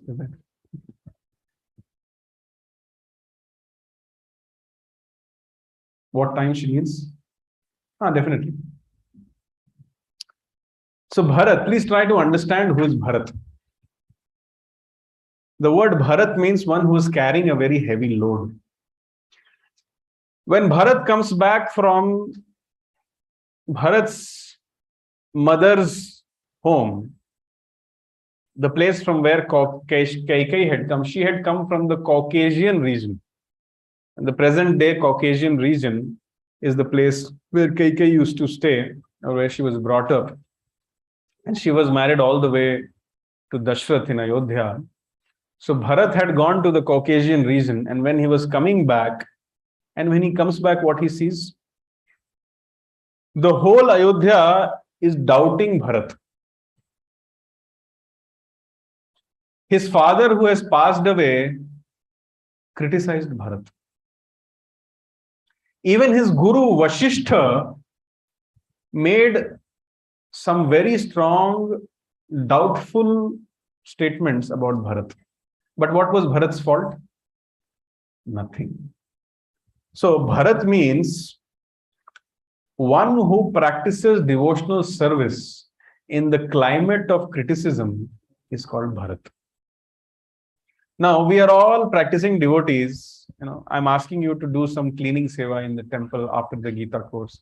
I'm asking you to help to wash some vessels after the session.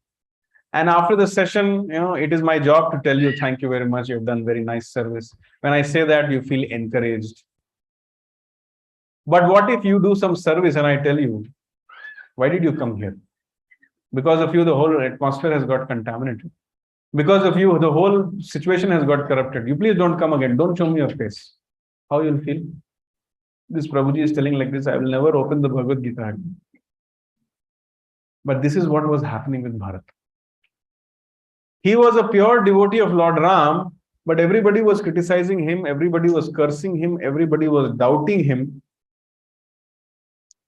He was carrying the burden of being misunderstood. Please take this point very carefully. He was carrying the burden of being misunderstood, and he was doing bhakti, or he was doing his whatever instructions Lord Ram gave him in the climate of criticism. It is said that Bharat decided not to stay in Ayodhya in the absence of Lord Ram. He went to Lord Ram and he said that, give me your paduka, I will take your paduka or your slippers, and I will put it on the throne, and these slippers or this paduka, they are your personification, and they will rule the kingdom, and I will serve these padukas. That was the consciousness of Bharat. And he said that since you are not in Ayodhya, I will also not stay in Ayodhya. And you have given up, in one way, you have given up family life by staying in forest. So I will also give up the association of my wife for next 14 years. You will not see your mother for 14 years. I will also not see my mother for 14 years. You will sleep on the ground for 14 years. I will dig a hole in the ground and go lower than the ground level and sleep. You will eat roots and fruits. I will eat uncooked food mixed with cow urine for the next 14 years. That was the vow which Bharat took. So he used to stay in a place called Nandigram outside Ayodhya. And every morning, 3:30 a.m., he used to go in the river Saryu to have bath. The people of Ayodhya, when they used to go to sleep, they would pray that, may this be the last day of my life. May I not see another day without Lord Ram. But when they used to wake up, they used to curse themselves that, look at how rascal I am, that I am again alive today. So Dashrath Maharaj was so great. He could not survive 10 days of separation from the Lord Ram, and he was so chaste and so faithful and such a great devotee that in the absence of Lord Ram, he actually gave up his life. But look at me, I am such a big rascal that even in the absence of Lord Ram, I continue to live. And I'm trying to maintain this body. So with this curse, they used to wake up and they used to go to have bath, and then they used to see Bharat there. Then they used to pick up stones and hit Bharat. Every morning, this is happening. And Bharat's head will get hurt and he will bleed. Now, what is Bharat's fault? Who is Bharat? He is the king of Ayodhya right now. He can just do like this. You people get lost. But Bharat used to understand the devotional sentiment of these citizens. So therefore, he started having bath at 2:30 a.m. just to avoid these people. So I'm discussing what is the goal of our life. The goal of our life is to achieve Krishna Prema. This is the meaning of Krishna Prema. Look at the gopis of Vrindavan. What did they get in life? Krishna told them, I'll come back. But he left them for 100 years. Actually, he didn't leave them. He was always there with them. Love in separation is greater than union. So Krishna gave them the highest bliss by separating himself from them. That is the understanding of Srimad Bhagavatam. But still, this is Krishna Prema. Love of God means to please God and do it at all circumstances. And we learn this from the life of Bharat. So whenever we think what is service, we should think of Bharat. Whenever we think what is surrender, we should think of Lakshmana and Sita. Whenever we think who is God, we should think of Lord Krishna and Lord Rama. And lastly, how to attain. I have discussed three aspects till now. Who is God? Who am I? What is the goal of my life? That is prema, love for God. Now I'm discussing the fourth aspect or the last aspect of today's discussion. How to achieve this prema? The answer is there is only a single way to achieve this prema. That is through the association of devotees, through the instructions of Guru. And this became very much evident in one of the pastimes, in Srila Prabhupada's pastimes also. So in the Bhagavad Gita, chapter 7, Sloka number 28, if anybody has, you can open it up and see. Can you open and recite the Sloka? 7, Sloka number 28. 7.28. Can anybody open and try to recite?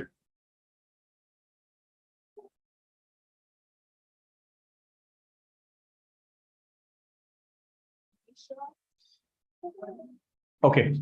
Yesham tva antagatam papam jananam punya karmanam te dvandva moha nirmukta. And last line. Bhajante mam dridha. Can you read the translation? Persons who have acted piously in previous lives and in this life. Just wait. Persons who have acted piously in previous lives and this lives. Yes, continue. And whose sinful actions are completely eradicated. Are freed from the dualities of delusion. And they engage themselves in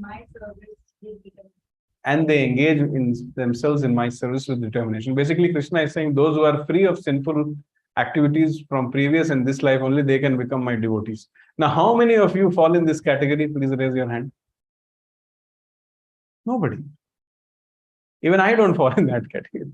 So the disciples of Srila Prabhupada asked this question, I don't understand this verse of Bhagavad Gita.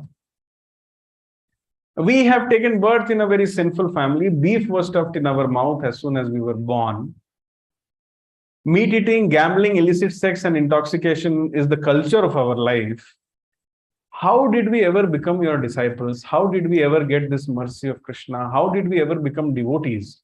It doesn't seem to satisfy this verse of Bhagavad Gita. How did we become so fortunate?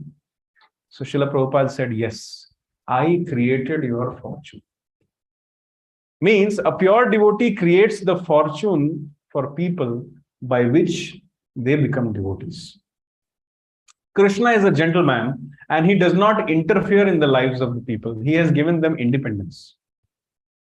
But the devotees of Krishna, they understand the anxiety of Krishna, that Krishna really wants everybody to become devotee, but he will not tell anybody to do so. He cannot put a gun on somebody's head and tell him that your best welfare is to love me, so please love me. He cannot say like that. But the devotees understand that this is what Krishna wants. So the acharyas, they come and they literally shake people that, my dear rascal, why don't you surrender to Krishna? This is the mood of the acharyas. So they give their association, and by the power of their association, they create the fortune for the disciple. Simply by seeing the acharyas, jananam punya karmanam, all sinful reactions are destroyed. And by serving the acharyas, great fortune is created. And the pleasure of the acharyas creates the bhakti Ganga in the hearts of the disciples. Hence, 7.28 is a valid shloka. Now did you understand? So we can achieve Krishna Prema only by the mercy of Guru and devotees. So there is a very nice pastime which happens in Ramayana, which I will just recite. So I told you Lakshmana is Guru Tattva. So there is this person called Sugriva who becomes an associate of Lord Ram, and he wants some help from Lord Ram. So when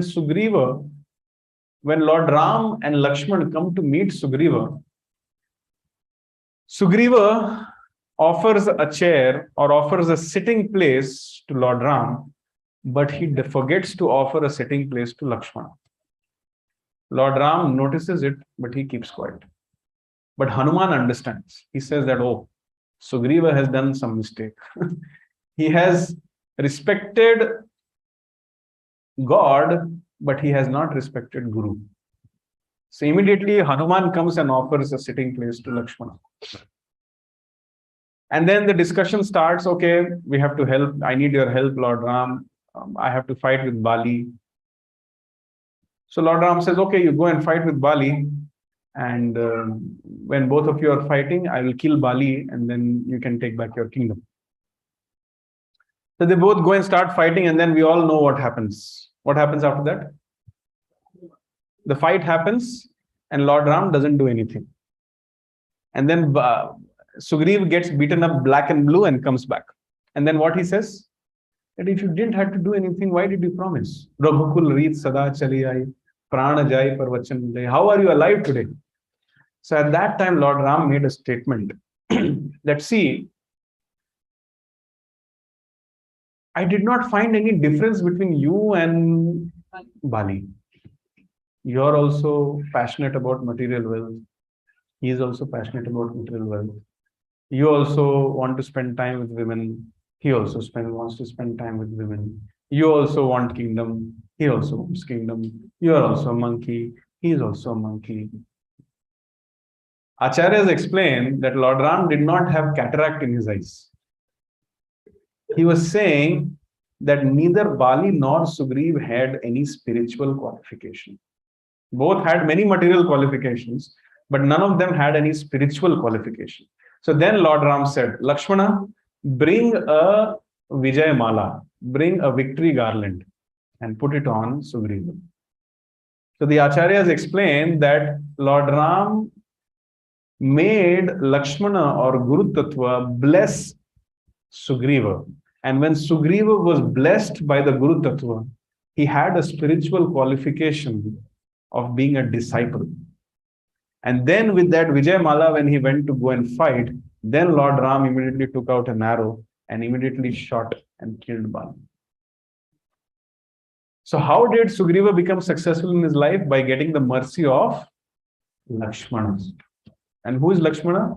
Guru Tattva. And we see in Ramayana that towards the end of Ramayana, Sugriva has developed ecstatic symptoms of devotional service towards Lord Ram.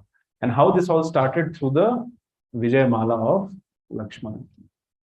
It is said that when he offered the Vijay Mala, Sugriva touched the feet of Lakshmana and Lakshmana blessed him.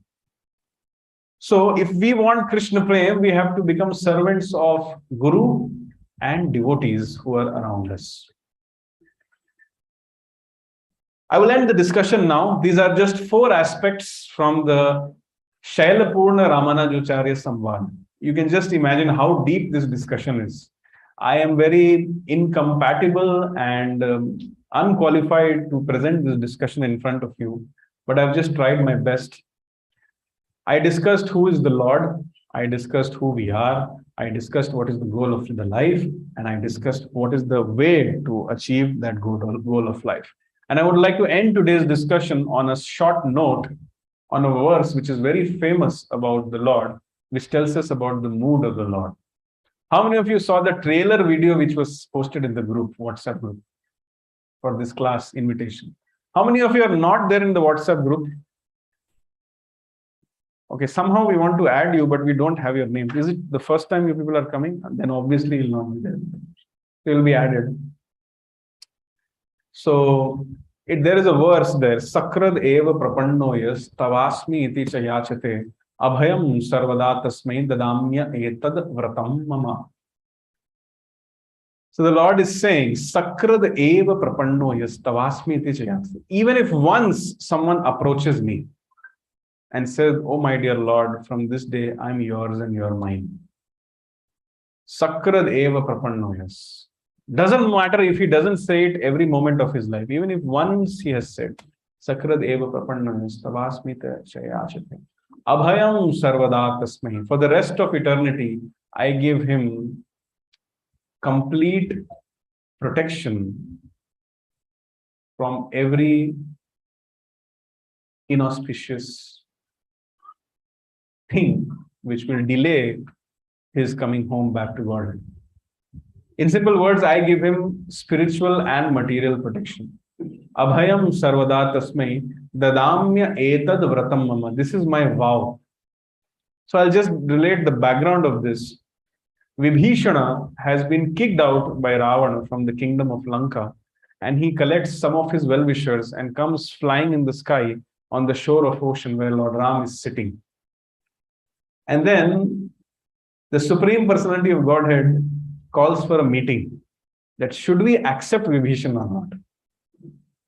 That's what Udhava is asking. That you are Supreme Personality of Godhead, but you call me for advice. I cannot understand this. This is his Leela. So he called everybody for advice. Everybody told, do not accept Vibhishana. He is the brother of a demon. He is a Guptachar. He is a spy, and he has come in the mood of in the guise of a friend, and he is going to spoil you and your attempts. So at that time, Lord Ram said, my dear Sugriv, do you really think I need your help and an army to defeat Ravana? If I simply move my eyebrow, Ravana will be destroyed. So Sugriv became quiet. But then all of them were giving reason. Jamvat was giving reason. Sugriv was giving reason. Everybody was giving reason that yes, we should kill. We should immediately arrest him or never support him. Only Hanuman was the person who said, my dear Lord, you should accept him. And then Lord Ram called for everybody a council, and 99.99% people said, don't accept. Only one person said, accept. So generally what a king will do after such kind of a council, go with the majority. But Lord Ram went with the minority. He said, I will accept Vibhishana. And not only I will accept him, I declare him to be the king of Lanka because he has come seeking shelter towards me. Then everybody asked, my dear Lord, Ravana is already the king of Lanka. What will you do? Lord Ram said that if at this moment Ravana comes and seeks apology to me, then I will make him the king of Ayodhya. These are statements in Ramayana. And then people said, my dear Lord, Bharat is right now ruling Ayodhya. After 14 years, you are supposed to become the ruler of Ayodhya. What you will do? What you will give to Bharat? He said, Lord Ram said, I will give the entire Vaikuntha to Bharat. Then everybody asked, my dear Lord, what will you do? Where will you go? Then Lord said, I will simply become the king of the heart. This is the mood of the Lord. Sakrad eva prapanno yas tavasmi iti chayachate abhayam sarvada tasmai dadamya etad vratam. On this note, remembering and understanding the mood, the name, form, qualities, and pastimes of the Lord, I would end this discussion hoping and praying that we may someday become devotees of the Lord. And the only way to do it is by chanting Hare Krishna, Krishna Krishna, Hare Hare, Hare Ram, Ram. So with that, we end